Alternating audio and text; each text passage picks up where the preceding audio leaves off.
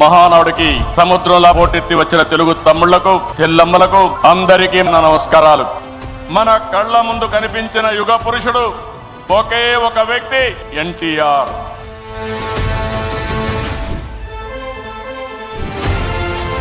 నా జీవితాశయం ఒకటే, ప్రతి ఎకరాకు నీళ్లిచ్చి ఆంధ్రప్రదేశ్ రైతాంగం రుణం తీర్చుకోవాలని ఏకైక కోరిక తప్ప వేరే ఆలోచన లేదని మీ అందరికీ విజ్ఞప్తి చేస్తున్నా.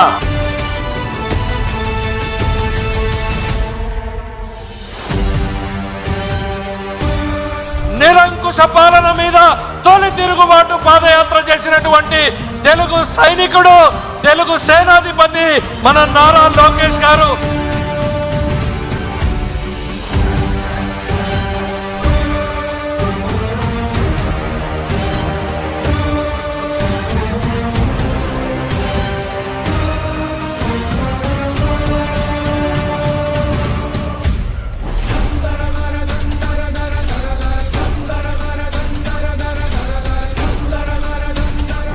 Welcome to run TV Telugu. నేనండి మీ భారతీ నాయుడు.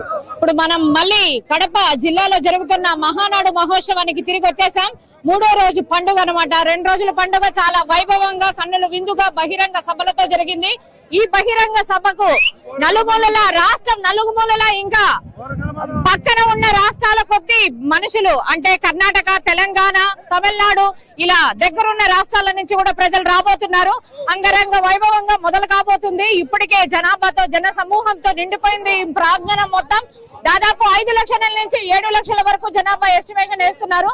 దాదాపు 10,000 మంది పోలీసులు ఈ ప్రాంగణంలో పనిచేస్తున్నారు. ఎస్కాట్ డిపార్ట్మెంట్ వాళ్ళు గాని, పోలీస్ శాఖ వారు గాని, ఎండోన్మెంట్ డిపార్ట్మెంట్ వాళ్ళు గాని ఇలా చాలా భారీ ఎత్తున ప్లాన్ చేశారు. సో ఇక్కడ జరగబోయే బహిరంగ సభలో టీడీపీ పార్టీకి సంబంధించిన నాయకులు, ఎమ్మెల్యేలు, ఎంపీలు, అధిష్టాన నేతలైనటువంటి నారా చంద్రబాబు నాయుడు గారు, అలాగే యువ నాయకులైనటువంటి నారా లోకేష్ అన్న గారు ఇవ్వబోతున్న తీర్మానాలు మన రన్ టీవీ ద్వారా వీక్షించబోతున్నాం. అన్న నమస్తే. నమస్తే. ఎక్కడి నుంచి వచ్చారు? ఎన్టీఆర్ జిల్లా తిరువూరు నుంచి వచ్చాం. మీ పేరండి? మోదుగు వెంకటేశ్వరరావు, తిరువూరు నియోజకవర్గ SSL అధ్యక్షులు. గత 3 రోజుల నుండి మహానాడు జరుగుతుంది కదా, 3 రోజుల నుండి ఇక్కడే ఉన్నారా? ఇక్కడే ఉన్నాం మేడం. ఎలా ఉందండి ఈ 2 రోజులు? చాలా అద్భుతంగా ఉందా మేడం. భోజనాలు కూడా చాలా రుచికరమైన భోజనాలు, రాయలసీమ రుచులు ఎలా ఉంటాయో చూపించారు. చాలా అద్భుతంగా ఉంది. ఇంకా ఏంటంటే వారం రోజులు ఉంటే బాగుండేది అనిపిస్తుంది ఈ ప్రోగ్రామ్ ని. ఈ యొక్క వచ్చిన పసుపు సైనికులను చూసి మాకు అసలు అయితే ఆకలి కూడా అవట్లేదు. సరే, 3వ రోజు మీ నియోజకవర్గం నుంచి, మీ జిల్లా నుంచి ఎంతమంది వచ్చారండి? అంటే మా నియోజకవర్గం నుంచి దగ్గర 2,000 మంది వచ్చారు మేడం. 2,000 మంది వచ్చారా? ఇప్పుడు ఎలా ఎక్స్పెక్ట్ చేస్తున్నారు ఈ బహిరంగ సభలో ఎలాంటి తీర్మానాలు జరుగుతాయని?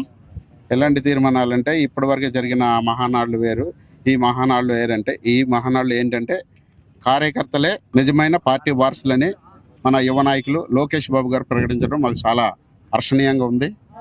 అంటే ఏంటంటే నాయకత్వం లేని పార్టీలు అన్నీ ఉన్నాయి, ఒక కార్యకర్తలో ఉన్న పార్టీ మన తెలుగుదేశం పార్టీ. 2025 మహానాడు చాలా ప్రత్యేకమైన గుర్తింపు తెస్తుంది కార్యకర్తలకు గానీ నాయకులకు గానీ అంటున్నారు. అది ఎలాంటి గుర్తింపు ఇస్తుందండి? ఎలాంటి గుర్తింపు అంటే గత 5 సంవత్సరాలు నరకాసుర పాలన నుంచి విముక్తి కలిగించే విధంగా కార్యకర్తలు కష్టపడి మరలా తెలుగుదేశం పార్టీని విజయదందువి మోగించి ఈరోజు ఈ యొక్క అద్భుతమైన మహానాడు జరగడానికి కారకులయ్యారు. కాబట్టి ఈ యొక్క 2025 మహానాడిని చాలా గొప్ప మహానాడుగా మేము అభివర్ణిస్తున్నాం. ఇటువైపు రైట్ సైడ్ చూస్తున్నట్లయితే పార్టీ వ్యవస్థాపకులు అయినటువంటి నందమూరి తారక రామారావు గారు, అలాగే ఎడమ వైపు చూస్తున్నట్లయితే విజనరీ లీడర్, ఆంధ్రప్రదేశ్ అధ్యక్షుడు, స్వర్ణాంధ సృష్టికర్త, కర్మ క్రియ దశ దిశ మార్చిన నారా చంద్రబాబు నాయుడు గారు. ఇక్కడ చూస్తున్నట్లయితే ప్రజలు, తెలుగుదేశం పార్టీ నాయకులు, కార్యకర్తలు నలుమూల రాష్ట్రం నుంచి నలుమూలలా వచ్చారు.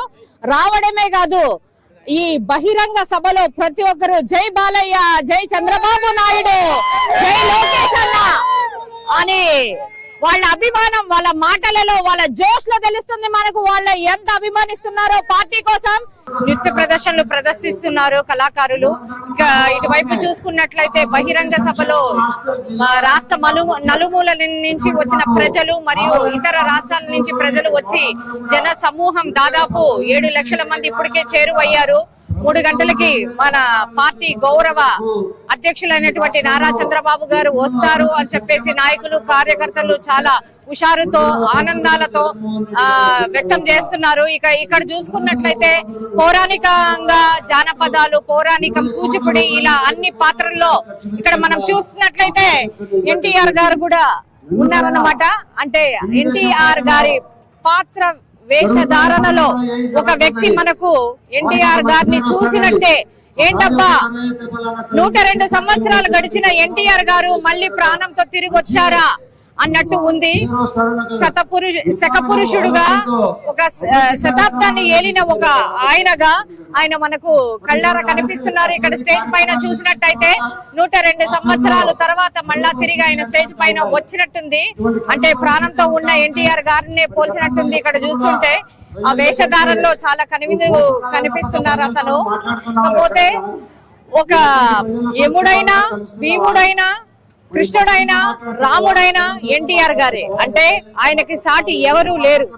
ఆయన సినీ రంగ పరిశ్రమను అగ్రనేతగా, అగ్ర నటుడిగా ఒక తరం ఏలిన నటుడు ఆయన. అలాంటి పాత్రల్లో మనకి దర్శనమిస్తున్నారు మరొకరు, యముండా. యముండా అన్నట్టు ఇలా చూస్తున్నట్లయితే ఒకసారి మీరు చూసారంటే ఎక్కడ చూసినా పసుపు రంగే, ఎక్కడ చూసినా పసుపు ఫ్లాగులే, జెండాలే, పసుపుమయం.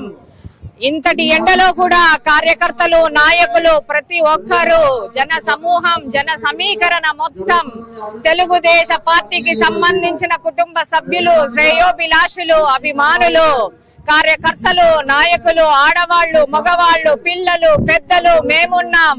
మా పార్టీ ఇది, మా తెలుగుదేశం పార్టీ. తరతరాల మా గౌరవం, తరతరాల మా ఆత్మ గౌరవం, మా పండుగ ఇది.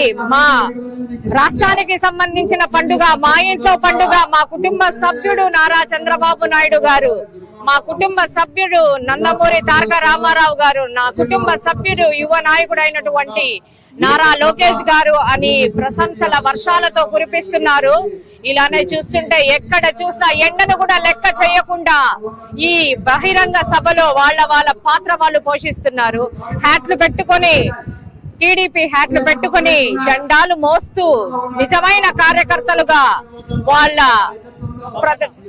ప్రదర్శన వాళ్ళు ప్రదర్శిస్తున్నారు. నిజమైన కార్యకర్తలం, డెడికేటెడ్ కార్యకర్తల్లాగా టోపీలు పెట్టుకొని జెండాలు మోస్తూ ఈ రోజుటికి కూడా, రేపటికి కూడా, ఇంకా రాబోయే తరాల్లో కూడా మా వారసత్వం ఇలాగే కొనసాగుతుందనే చెప్పే నాయకులు చూస్తారా? మేము పార్టీ కోసం ప్రాణాలైనా ఇస్తాము, జైళ్లకు వెళ్ళాము, ఇంకా ఏదైనా కూడా చేయడానికి సిద్ధంగా ఉన్నామని చెబుతున్న కార్యకర్తలు చూస్తారా? రెండు కళ్ళు సరిపోవడం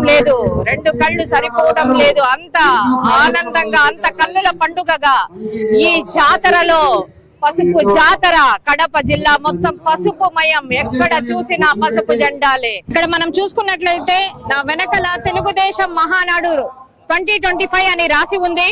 అంటే అక్కడ రాముడైనా, కృష్ణుడైనా, భీముడైనా, నందమూరి తారక రామారావు గారి చిత్ర పటాలతో లోపల ఎగ్జిబిషన్ జరుగుతున్నట్లుంది. అండి నాతో పాటు వచ్చినట్లయితే ఈ వ్యూస్ అన్ని చూడొచ్చు. తండోపదండాలుగా ఇక్కడ ప్రజలు, తెలుగుదేశం కార్యకర్తలు, నాయకులు లోపలికి వెళ్తున్నారు. ఇక్కడ మనం లోపలికి వచ్చేసాము. చూస్తున్నట్లయితే ఈ ఎగ్జిబిషన్, ఈ జాతర అంతా మన నందమూరి తారక రామారావు గారిదే. 60 ఏళ్ల చిత్ర పరిశ్రమలో తనకంటూ ఒక స్థానం, తనకన్నా అగ్రనాయకుడు లేడన్నట్టుగా ఎన్నో మంచి పేర్లు తెచ్చుకొని, కృష్ణుడు పాత్ర అయినా, భీముడు పాత్ర అయినా, రాముడు పాత్ర అయినా తనే అని నందమూరి తారక రామారావు గారి చిత్రపటాలతో ఈ రూమ్ మొత్తం ఎగ్జిబిట్ అయి ఉంది. మనం చూసుకున్నట్లయితే ఇక్కడ కన్సర్న్ అధికారులు కూడా ఉన్నారు.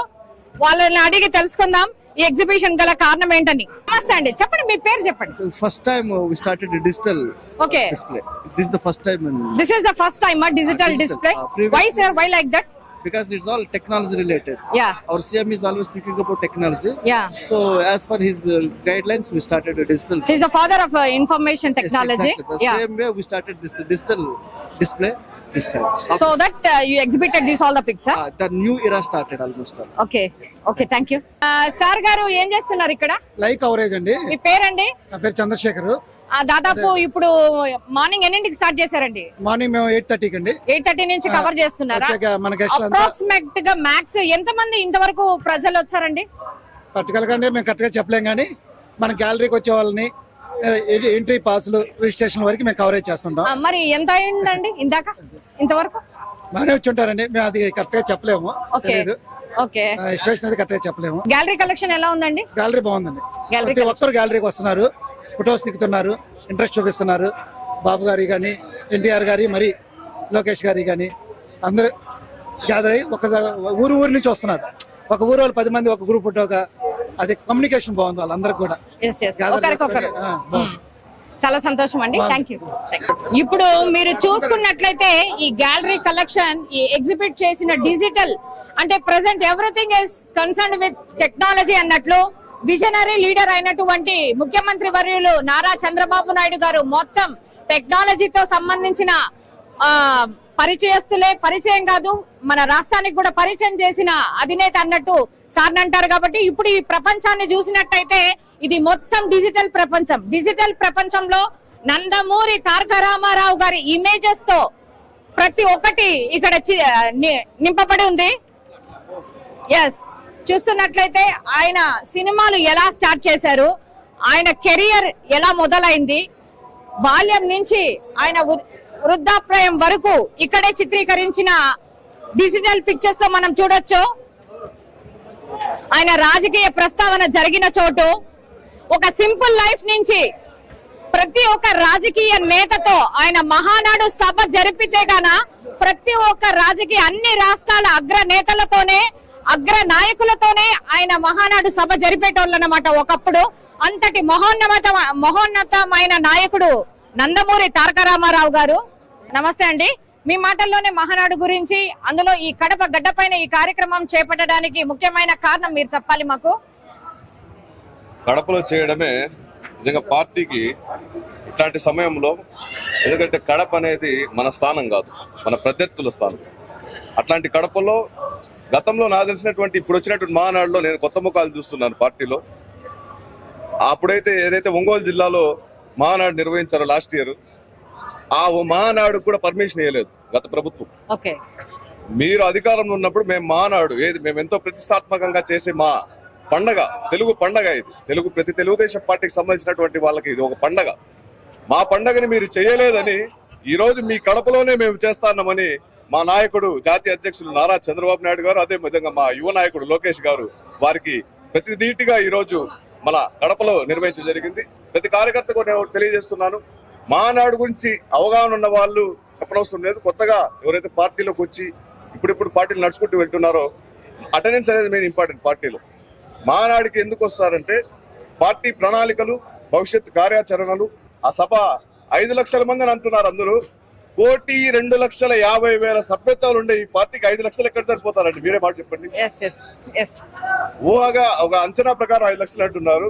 ఈ జన ప్రవాహాన్ని రాష్ట్రం కాదు కదా, పక్కనున్న తమిళనాడు, కర్ణాటక రాష్ట్రాల నుంచి కూడా ఎగబడి జనాలు రాకపోతే మీరు రేపు చూడండి. ఇంత భారీ ఎత్తున ఈ మహానాడు నిర్వహించడం, అది కూడా కడపలో మన ప్రత్యర్థుల స్థానంలో ఈ మహానాడు నిర్వహించడం నిజంగా ఇది ఒక చరిత్ర. ఈ తెలుగుదేశం పార్టీ చరిత్రలో మహానాడు 2025 అనే ఈ కార్యక్రమం ఎప్పుడూ కూడా ఒక గుర్తుగా ఉండిపోతుందని అయితే ఈ సమావేశంలో తెలియజేస్తున్నాను. మనతో పాటు ఇప్పుడు ఆనం వెంకటరమణారెడ్డి గారు ఉన్నారు. సార్ మాటల్లో తెలుసుకుందాం మహానాడు యొక్క విశిష్టత గురించి. ఈ 3 రోజుల మహోత్సవ కార్యక్రమం భారీగా జరుగుతుంది మన కడప గడ్డ పైన. ఇక్కడ పెట్టడానికి గల కారణం కూడా సార్ అడిగి తెలుసుకుందాం. సార్, మీ మాటల్లో చెప్పండి సార్, మహానాడు యొక్క విశిష్టత ఏంటి, ఇక్కడ ఎందుకు పెట్టారు, ముఖ్యమైన కారణం ఏంటి? బేసిక్ గా యాక్చువల్లీ మేము పులివెందుల్లో పెట్టాలనుకున్నాం. పులివెందుల్లో అకామిడేషన్ ప్రాబ్లము ప్లస్ 3 రోజులు ప్రజలు ఇబ్బంది పడతానని చెప్పి కడపలో పెట్టడం జరిగింది. ఇది బ్రహ్మాండంగా సక్సెస్ అయింది. Absolutely no issues. అండ్ మేము అనుకున్న దానికన్నా ఇప్పటికే 3 times 4 times జనాలు వచ్చారు.